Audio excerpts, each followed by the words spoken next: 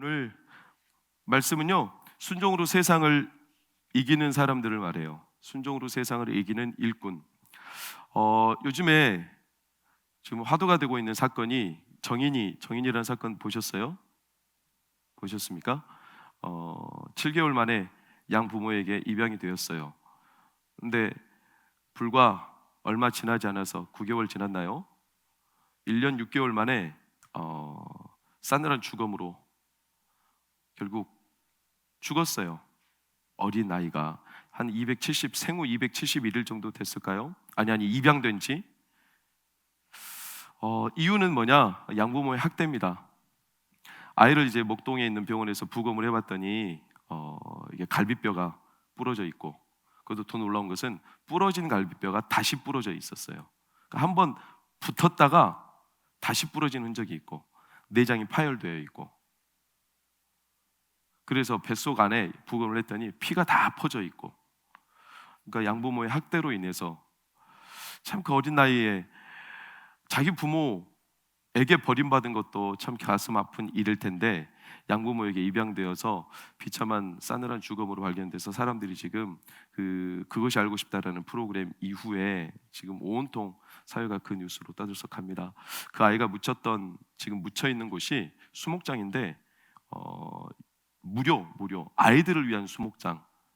양부모는 거기 아이를 묻어놓고 불과 3,000원짜리 액자 하나 놓고 이렇게 방치, 한 번도 찾아오지 않고, 그래서 나중에 이제 어떻게 그렇게 할 수 있느냐 했더니 자기들을 의심하지 말라, 우리도 너무나 참혹한 마음에 아이를 찾아갈 수가 없었을 뿐이다, 이런 말을 하지만 사실 그 양부모는 온통 카페나 자기가 원하는 인터넷 사이트에서 활동은 굉장히 활발하게 하면서 자기의 유익을 구가하고 있었던, 이 아이의 몫으로 나오는 생활보조비를 다 챙겼던, 그래서 지금 굉장히 논란이 많이 되고 있습니다. 그 아이의 부모를 이제 청와대 게시판에까지 올라가서 심지어는 사형에까지 처해야 된다, 이런 말이 오갈 정도로 포악의 문제, 폭력의 문제는 어제 오늘의 문제는 아니에요. 그렇죠? 이 땅에 인류의 역사는요, 폭력의 역사를 해도 틀리잖아요. 포악의 역사를 해도 틀리잖아요. 사실은 인간의 본성 가운데 하나가 포악함이에요.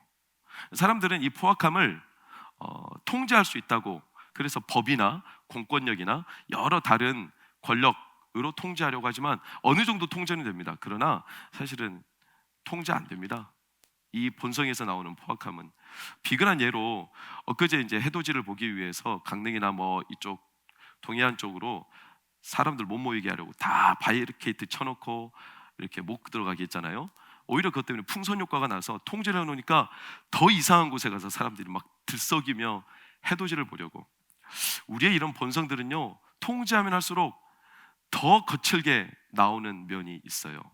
그 가운데 하나가 폭력성이에요. 폭력성.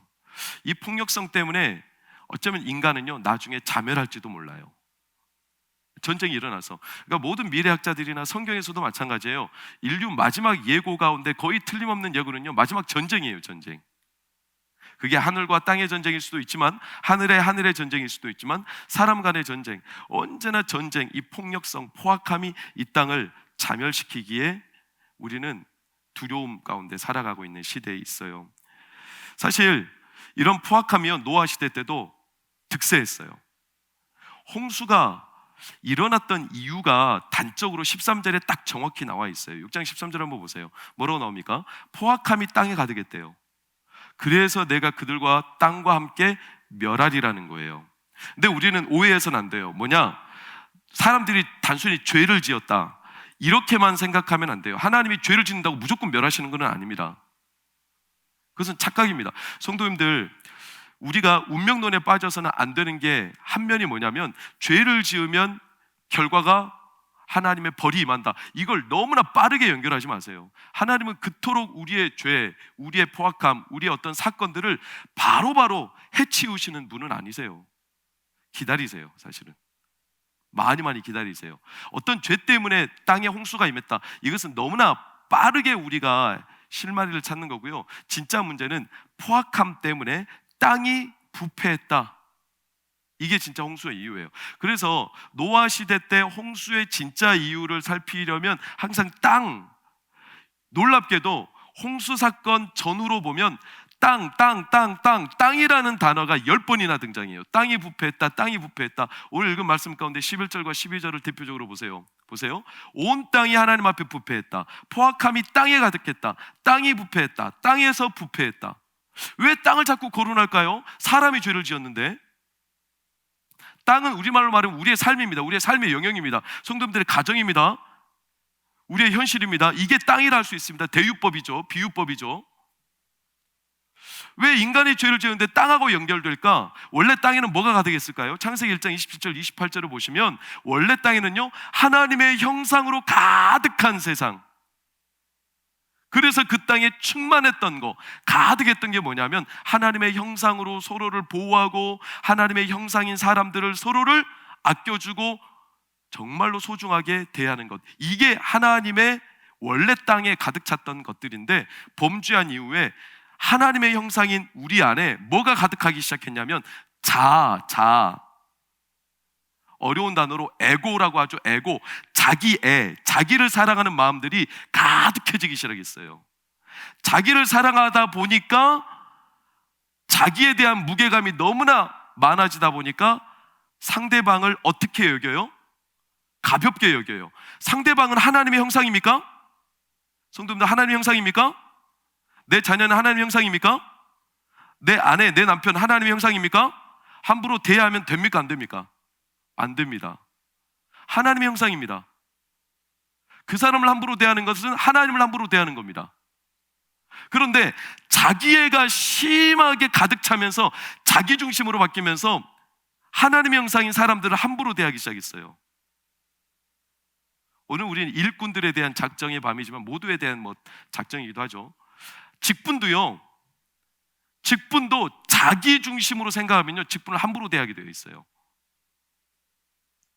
직분을 받아도요, 교회 중심으로 생각하지 않고 하나님 중심으로 생각하지 않고 말씀 중심으로 생각하지 않으면 그냥 자기가 편하면 직분을 하고, 그렇지 않으면 직분을 안 해버려요. 직분은 하나님이 주신 건데 그 직분을 함부로 대해요. 왜? 자기 애가 가득해진 거예요. 그러다 보니 사람을 함부로 대해요. 하나님의 형상인 그 사람을 함부로 대해요. 그래서 자기가 기분이 나쁘면 그 사람을 함부로 해코지해버려요. 그 사람을 함부로 생명을 경시해요. 그러니 어떻게 됩니까? 결국 내 마음에 들지 않으면 피를 보게 되겠죠. 그렇죠? 피를 보게 되면 피가 땅에 쏟아지게 되겠죠. 그래서 피가 땅에 쏟아지니까 땅이 부패해지는 거예요. 여기에 이유가 있죠. 사람이 자기애가 가득해지면서 자기 마음대로 안 되니까 포악함이 많아져요. 포악함, 남에게 막 포악하게 행동해요. 그러다 보니까 남을 함부로 대해서 남에게 피를 보고 피가 땅에 가득해지니까 땅에 부패하게 되는 거예요. 그러니까 이 포악함과 땅의 부패는 반드시 연결되어 있어요. 놀랍게도 그 죄가 들어온 이후에 창세기 4장 10절을 보세요. 가인이 자기 애가 가득해서 아벨을 때려 죽여버리죠. 그러니까 아벨의 피가 땅에 쏟아져서 땅에서부터 이제 핏소리가 원한처럼 들려오지 않습니까? 가인의 후예에는 더 끔찍한 사람이 등장하는데 그 사람의 이름이 라멕입니다. 라멕 어때요? 창세기 4장 23절 24절 보세요. 이 사람은요, 자기 애가 너무 가득해서요, 내 상처를 위해서라면 난 사람을 죽일 수 있다는 거예요. 내 상한 마음 때문에 나는 저 소년을 죽이겠다는 거예요. 이 사람은 얼마나 함부로 대하는지 몰라요. 게다가 벌이 77배 이르로다, 이 말이 무슨 말이냐면 내가 이렇게 행동해서 하나님이 벌을 77배 줘도 나는 상관없다. 하나님의 벌조차도 굉장히 가볍게 여겨요. 이게 문제예요. 자기애가 가득해지니까 사람이 포악해져요. 그래서 노아가 살았던 시대의 트렌드가 뭐냐면 네피림 들어보셨어요? 네피림은 용사라는 뜻이에요. 용사들. 어떤 사람들은 거인이라고도 하는데 하여튼 중요한 것은 힘을 쓰는 사람들이에요. 이런 사람들이 트렌드예요. 이런 사람들이 세상을 지배해요. 이런 사람들이 시대를 장악하고 있어요. 왜냐? 자기 뜻대로 하고 싶은 마음이 많아지다 보니까 힘센 사람들을 불러 모아다가 용사처럼, 자기 용병처럼 쓰는 문화가, 자기 이익을 위해서라면, 자기 어떤 자아를 실현하기 위해서라면 남은 봐주지 않고 자기 멋대로 하기 위해 포악함의 대명사 네피림들을 데려다가 그들이 장악하던 시대, 이 시대가 노아의 시대, 오늘과 일맥상통하는 부분이 있지 않습니까? 그래서 포악한 사람들 때문에 피를 많이 흘려 땅이 부패해진 거예요. 이 부패한 땅을 하나님 어떻게 하시겠어요? 땅이 더러워지면 씻어야 되지 않겠습니까? 성도님들 더러워지는데 가만히 두시겠어요? 그래서 13절 보세요. 부패했다. 샤트라는 단어가 마지막 하나님은 또 똑같이 써요. 땅이 부패했기 때문에 땅과 함께 멸하리라. 이 멸하리라는 단어가 부패했다는 단어랑 똑같은 단어거든요. 이게 강조가 되면 완전히 씻어버리겠다 이런 뜻이에요. 부패한 땅 완전히 씻어버리겠다. 이게 노아 시대입니다. 그래서 홍수가 일어난 겁니다. 홍수로 다 씻으시는 겁니다. 부패하고 더러워진 땅을 깨끗하게 씻으시는 겁니다. 씻기만 하면 됩니까? 또 인간의 본성은 포악함이 드러날 텐데, 그래서 어떻게 해야 돼요? 성도님들, 그게 오늘 말씀 핵심입니다. 씻었지만 또 예전과 같은 악습이 반복되지 않게 하기 위해서, 또 자기 원하는 대로 포악함을 드러내는 그 익숙한 길로 가지 않게 하기 위해서 하나님은 새로운 길을 내시는 거예요. 그 길이 뭐냐면, 지금까지는 사람들이 자기 좋아하는 걸 위해서 포악하게 행동했던 그 길이 아니라 하나님이 좋아하시는 길로 살아가게 하시는 거예요. 자기 좋아하는 길이 아니라 누구가 좋아하는 길로? 하나님이 좋아하시는 길. 그 길이 우리가 한 단어로 뭐라고 하냐면, 따라해보세요. 순종. 순종입니다. 순종. 그래서 이 땅의 부패와 이 땅의 포악함은 뭘로 해결할 수 있어요? 그래서 순종으로 해결할 수 있어요. 자아에 집중하는 사람들이 많아지는 세상은 하나님께 집중하는 사람들이 많아질수록 해결이 돼요. 그 포악한 사람들을 죽여서 해결되는 게 아니에요. 그래서 축복합니다. 동광교회 하나님께 집중하고 하나님께 순종하는 이들이 많아지기를 축복합니다. 그러면 세상에는 포악함을 하나님이 제어할 수 있는 권능을 우리에게 주십니다. 왜요? 이 포악함의 원리는요, 노아 때나 지금이나 똑같아요. 이 자아의 원리는 똑같아요. 자아의 원리가 늘 똑같습니다. 자아의 원리를 제가 말씀드릴게요. 기억하십시오. 내가 자아에 빠지는 원리는 단순합니다. 창세기 3장에도 있고 오늘 6장에도 있는데, 먼저 노아 시대 때 자아에 빠졌던 원리 6장 2절을 보세요. 빨간색 단어로 세 단어가 나오죠. 어떻게 해요? 보고, 좋아하고, 취하고. 삼았다가 락하우, 취하다는, 자기가 보는 대로, 그래서 좋아하는 걸 취하게 되는 것. 이게 자아의 원리예요. 이걸 많이 보셨어요. 어디서? 창세기 3장 6절을 보면 하와가 보고 그게 먹음직, 좋아 보이고 그래서 따먹고, 이게 취하다, 락하우예요. 범죄할 때부터 자아에 집중했던 원리는 자기가 보고 좋은 것을 취하는 거.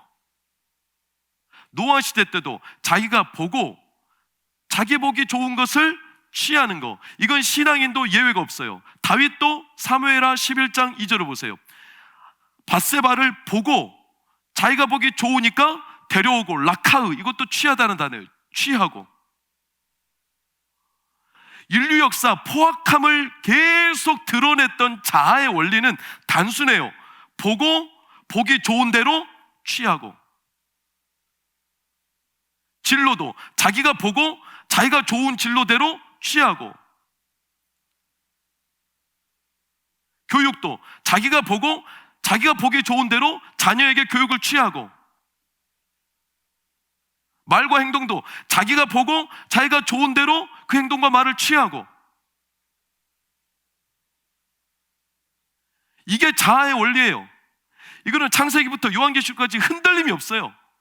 이 자아의 패턴, 이 자아의 레파토리, 이 자아의 알고리즘 안에 있는 누구라도, 성도라도 예외 없어요. 자아에 집중하게 되어 있어요. 자아에 집중하게 되면 포악함이 드러나겠어요. 왜냐?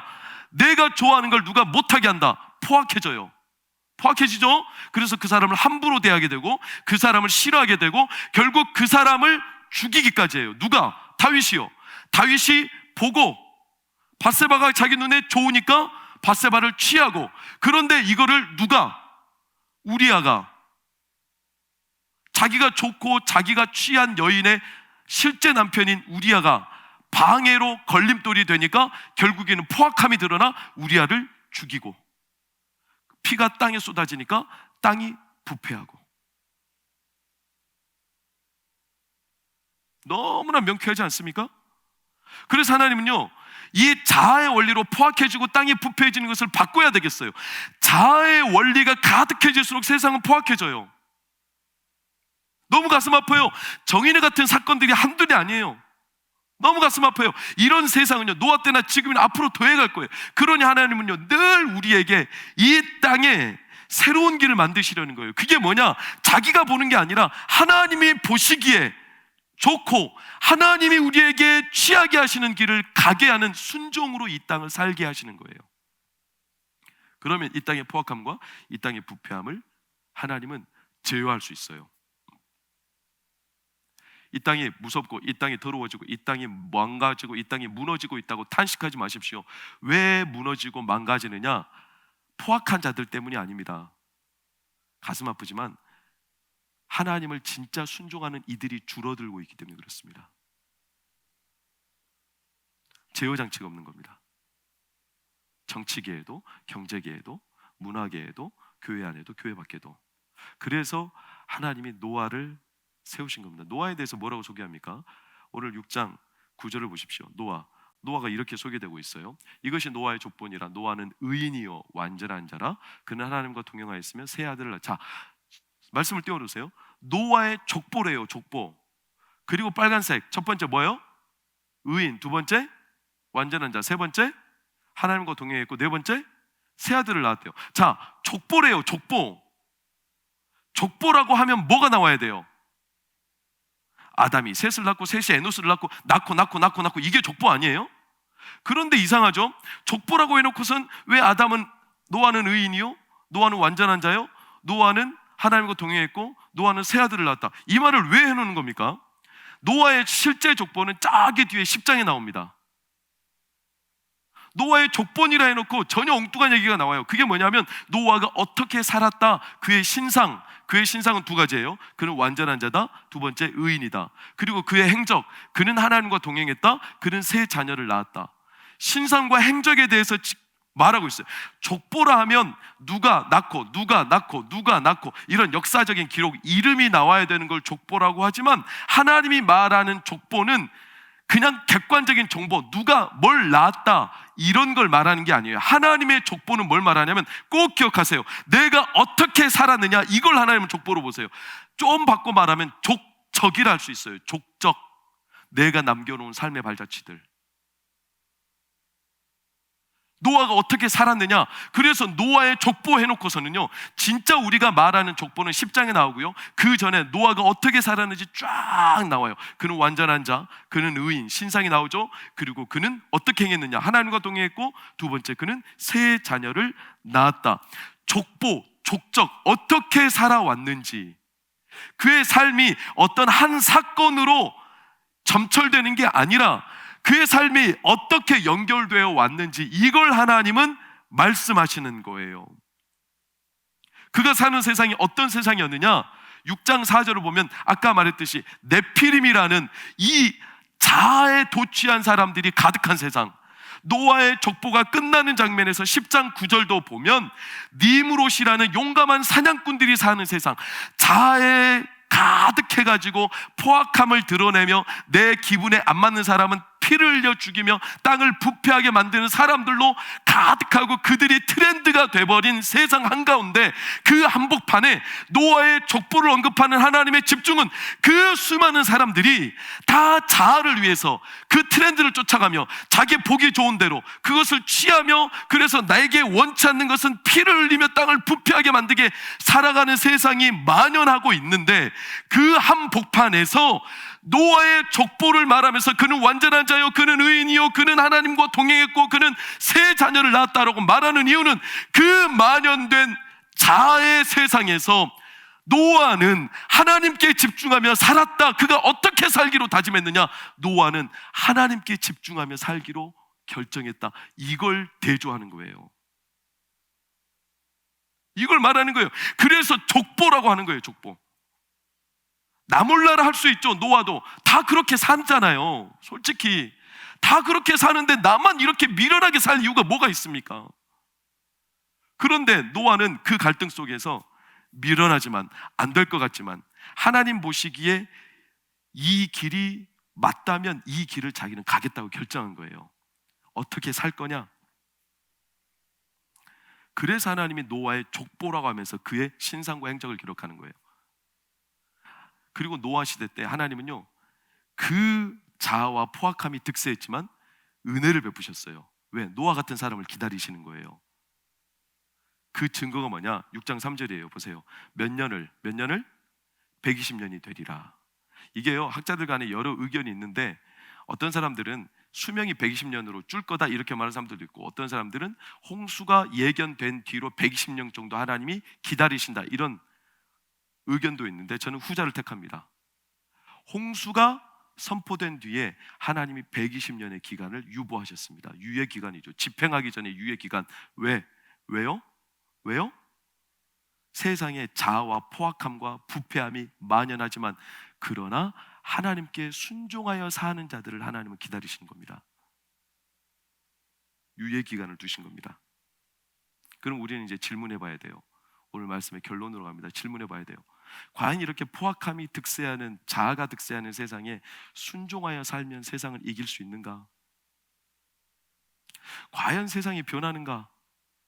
과연 순종하는 사람들이 이 포악하고 거친 세상을 과연 살아낼 수 있는가? 이게 우리에게는 늘 괴로운 질문일 수밖에 없어요. 그러나 많은 이야기를 할 수 없기 때문에 저는 결론만 전합니다. 사랑하는 성도님들, 반드시 순종하는 자들을 통해 하나님이 이기게 하십니다. 이 사실을 믿으십시오. 왜요? 순종하는 자 그의 길은 여호와께서 인정하시나니 악인들의 길은 망하리로다. 우리 이 사실을 믿읍시다. 이게 우리의 소망입니다. 순종하는 자의 길을 인정하십니다. 영원까지 계신 하나님이 인정하십니다. 왕들의 역사를 보세요. 열왕의 역사, 다윗의 길을 간 왕들이 소수 있었고, 여로보암의 길이 뭡니까? 자기 보기 좋은 대로 자기가 원하는 곳에 자기가 제단을 취했어요. 예루살렘 성전이 아니라 베델과 단이라는 곳에 제단을 자기가 보기 좋은 곳에 취해서 거기에다가 길을 내버렸어요. 자아를 위해서. 여로보암이, 그러니까 많은 왕들이 여로보암의 길을 따랐다 이렇게 말해요. 다 자기 보기 좋은 대로. 그런데 열왕의 역사 가운데 다윗의 길을 따른 사람들이 얼마 되지 않거든요. 그런데 우리는 잘 알아요.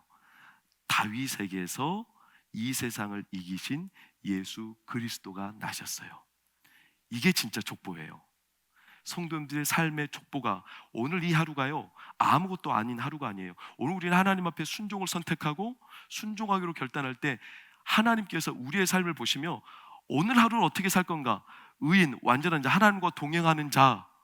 노아가 얼마나 고민이 많았겠어요. 왜 새 자녀를 낳았다라는 기사가 거기에 있겠어요? 노아도 고민이 많은 거예요.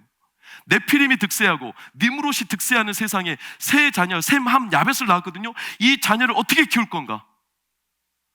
다 세상의 힘의 논리대로, 다 세상의 어떤 자아의 성취를 위해서 다 학원 보내고, 다 주일날도 없이 여기고, 하나님의 말씀보다 세상의 원리를 따르고, 다 세상의 힘의 원리를 따라 살아가기로 작정하고 뜻하고, 그렇게 사는 게 성공이고, 그렇게 살지 않으면 바보스럽고 미련한 거라고 남들이 다 말하고 있는데, 노아가 그 시대에 새 자녀를 낳아놓고 얼마나 고민했겠어요. 나는 이 자녀들 앞에서 어떻게 살아야 되나? 이 자녀들을 어떻게 키워야 되나? 나는 이런 험한 사악한 난무하는 세상에 내 가정을 어떻게 지켜야 되나? 노아도 똑같은 고민을 했어요. 성도님들 자녀를 놓고 고민하지 않습니까? 이 험한 세상에 어떻게 자아를 남들은 다 자기 보기 좋은 대로 살게 하는데 내 자녀 미련스럽게 하나님의 말씀을 따라 살게 하면 과연 세상에서 살 수 있을까? 제가 오늘 참 가슴이 뿌듯했고 한편으로 뭉클했습니다. 왜냐하면 저희 둘째 딸 예원이가 예비 소집일, 드디어 상도 초등학교 예비 소집일이 있어서 오늘 학교에 갔거든요. 근데 벌써부터 걱정이에요. 그 녀석은요 속으로 삭히는 스타일이에요. 어릴 때 저한테 너무 많이 혼나나 봐요. 그래서 속으로 삭혀요. 학교에서 해코지 당해도 말도 못하고 속으로 삭힐까 봐 벌써부터 저랑 아내는 걱정이에요. 성도는 어때요? 맞고 들어오는 게 좋아요? 뒤지고 패게 오는 게 좋아요?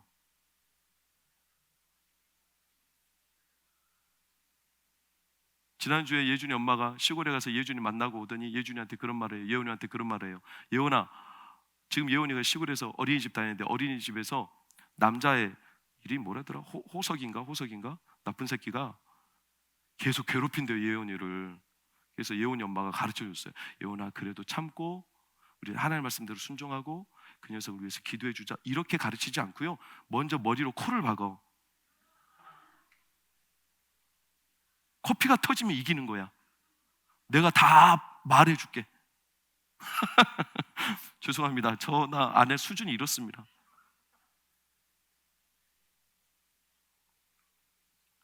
셈함 야벳을 그렇게 낳아놓고 노아가 얼마나 세상에 이 애들을 어떻게 키워야 되나, 이 자기 보기 좋은 대로 자기가 원하는 대로 취하는 세상에 양보하고 순종하고 미련하게, 그게 옳은 길이라고. 이거는 직접 부딪혀 보지 않으면 잘 모를 문제일 겁니다. 성도들 다 경험하고 계시잖아요. 그런데 우리는 위로와 소망을 품습니다. 왜요? 그 미련한 길, 다윗의 길을 따랐던 왕들이 이겼습니다. 그게 진짜 족보예요. 아브라함과 다윗의 자손 예수 그리스도의 계보라. 아브라함은 이삭을 낳고 이삭은 야곱을 낳고 야곱은 유다와 그의 형제들을 낳고 유다는 다말에게서 베레스와 세라를 낳고 베레스는 헤스론을 낳고 헤스론은 람을 낳고 람은 아비나답을 낳고 아비나답은 나손을 낳고 나손은 살몬을 낳고 살몬은 라합에게서 보아스를 낳고 보아스는 루색에서 오벳을 낳고 오벳은 이새를 낳고 이새는 다윗 왕을 낳으니라. 다윗은 우리아의 아내에게서 솔로몬을 낳고 솔로몬은 르호보암을 낳고 르호보암은 아비를 낳고 아비야는 아사를 낳고 아사는 요삽을 낳고 요삽은 요람을 낳고 우시야를 낳고 우시야는 요담을 낳고 요담은 아하스를 낳고 아하스는 히스기야를 낳고 히스기야는 므낫세를 낳고 므낫세는 아몬을 낳고 아몬은 요시야를 낳고 바벨론으로 사로잡힐 때까지 요시야는 여고냐와 그의 형제들을 낳으니라.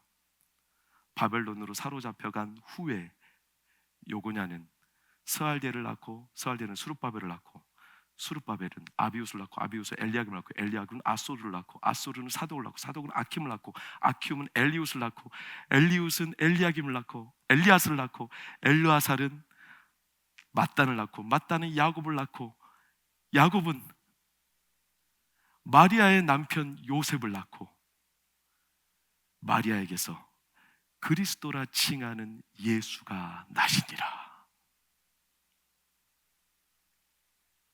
이 족보가 하나님의 살아있는 증거입니다. 이 족보에 등장하는 사람들은요, 하나같이 하나님의 말씀에 순종하기 때문에 세상에 미련했어요. 바보예요. 저항할 줄 잘 몰라요. 남들처럼 자기 눈에 보기 좋은 대로 취해서 사는 자들이 아니에요. 뺏겨요. 실제로 예수님은 어때요? 이사야 53장에 말하잖아요. 그는 연한 가지에서 난 새순 같다. 얼마나 보잘것없는지. 그는 아무 말도 못하고 도살장으로 끌려가는 어린 양이다. 그게 세상을 이길 수 있겠습니까? 근데 그 어린 양 순종하시는 그분이, 그의 길을 따르는 자들이 세상을 이기게 하십니다. 사랑하는 성도님들, 이게 우리의 소망입니다. 소망. 순종함이 포악함을 이깁니다. 순종이 세상의 부패를 벗어나게 합니다. 하나님 나라의 방법입니다. 하나님 나라의 길은요, 썩지 않을 씨로 됐다고 베드로 사도가 말했어요. 썩지 않을 씨는 말씀을 말해요. 말씀을 따르고 말씀에 순종하는 삶의 길을 통해 이 땅에 하나님의 방식이 역사하는 거예요. 제가 예전에 말했잖아요. 땅이 황폐할 때, 잡초가 많을 때 그 땅을 변화시킬 수 있는 방법은 땅을 갈아엎는 것만으로 안 돼요. 잡초는 또 나게 돼 있어요. 반드시 또 나요. 부패해져요. 진짜 방법은 뭐냐면 좋은 씨를 계속 뿌리는 겁니다. 미련하지만 뿌리다가 좋은 식물이 죽을 수도 있어요. 억울해요. 나지 아니할까 우리 마음이 애달퍼요. 고달퍼요. 그래서 씨를 뿌리는 자들은 늘 눈물을 흘려요. 왜? 잘 안 나요. 그러나 우리는 압니다. 울며 씨를 뿌리는 자가 기쁨으로 그 단을 거두고 옵니다. 사랑하는 성도님들, 이게 하나님 나라 순종하는 자에게 주시는 좋은 땅, 좋은 열매, 하나님의 승리입니다. 우리 성도님들, 올해 한 해 하나님 앞에 순종하고 살기로 결단하십시오. 작정하십시오. 이게 우리가 승리하는 길로 하나님이 주신 거예요. 아무리 내가 세상에 포악함을, 내 가정의 문제를 다른 방법으로 이겨보려 해도 결국에 우리 자아 안에 갇혀 있으면 해결 안 됩니다. 해결 안 될 겁니다. 결국 내 자아가 득세하면 득세할수록 내 자아와 충돌하는 또 다른 자아가 서로 이기기 위해 힘싸움만 납니다. 그럼 나는 저 사람을, 내 배우자를, 내 자녀를 힘의 논리로, 내 자아로 이기기 위해 결국에는 우리는 포악해질 수밖에 없어요. 포악해지면 피를 흘릴 수밖에 없어요. 피를 흘리면 그 가정이 더러워질 거예요. 더러워지면 그 가정에는 하나님이 홍수와 같은 재난과 같은 일들이 일어날 수밖에 없어요. 왜? 깨끗하게 하시는 게 하나님의 섭리고 하나님의 은혜니까. 그런데 우리에게 하나님이 유예기간을 주셨어요. 그 자아가 득세하는 노아 시대 때 120년이라는 유예기간을 주셨어요. 왜? 하나님께 순종하는 자들을 하나님은 기다리시는 겁니다. 오늘 저희가 그런 사람이 되기를 축원합니다. 오늘 이 방송, 이 예배를 드리는 이들이 몇 명이 될지 몰라요. 그건 중요하지 않아요.